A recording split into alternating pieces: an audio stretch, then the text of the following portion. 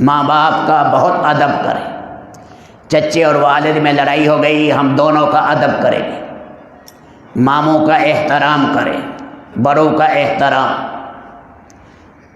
استاد ہے چاہے نورانی قاعدہ پڑھایا ہے 2 گھٹنے ٹیک کر اس کے سامنے بیٹھے، استاد کا احترام کریں۔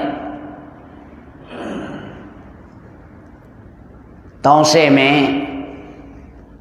محمد خان کھتران تھے، ڈیرہ غازی خان میں، مجھے سنا رہے تھے قاسم خان کھتران، وہ فرما رہے تھے توسے میں ایک آدمی آیا، نابینا تھا، سوال کر رہا تھا، ساتھی نے اسے دیا اور کہا بھئی آپ کب سے نبین ہیں، پیدائشی ہیں یا بعد میں ہوئے؟ انہوں نے کہا میرے بیٹوں نے مجھے مارا ہے اور یہ ہتھوڑے مارے ہیں، میرے سر پر ماندھا ہو گیا۔ وہ کہنے لگے کیسی کم بخت اولاد ہے، کیسے ہیں یہ وہ کہا۔ آگے سے اس نے کہا میرا کیا سامنے آیا، میں نے اپنے ابے کو ایسے مارا تھا، میرا ابا بھی ایسے نابینا ہو گیا تھا، آج اللہ نے بدلہ دے دیا۔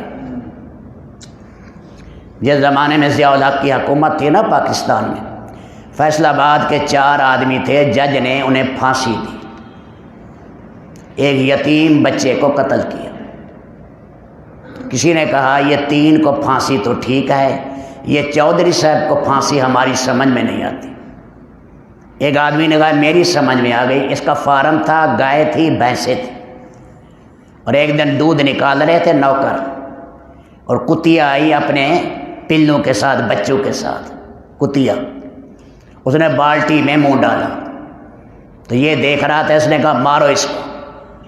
وہ بھاگی، جہاں غار تھی غار میں چلے گئی، اس کے بچے بھی اسی میں چلے گئے۔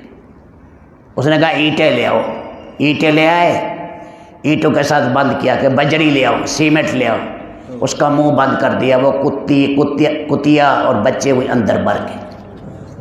کہنے لگے آج اللہ نے اس کتیا کا بدلہ بھی لے لیا۔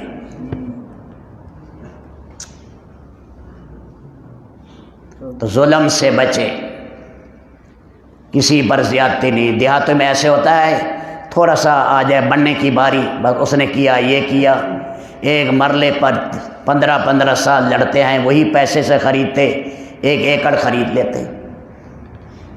اللہ کے نبی نے فرمایا کہ جو جھگڑے کو چھوڑے حق پر آئے، اللہ پاک جنت میں حصہ دیں گے۔ ایک جگہ ہے اللہ وسط جنت میں حصہ دیں گے۔